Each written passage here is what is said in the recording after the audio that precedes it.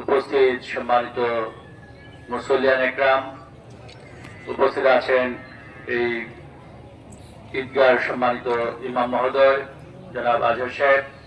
ওই সম্পদ নিরাপদ থাকে, নষ্ট হয় না, আল্লাহ তাআলা বাড়ায়া দেয়, এই কথাটা তিনি কান দিয়ে শুনছেন।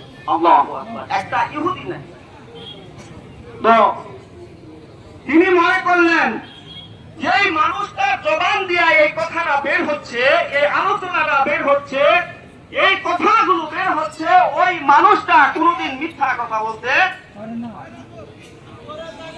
যেই মুহাম্মদ বলতেছে যাকাত দিলে মাল বাড়ে, যে নামাজ পড়বেন তারা প্রথম কাতারে এসে সারিবদ্ধ হবে।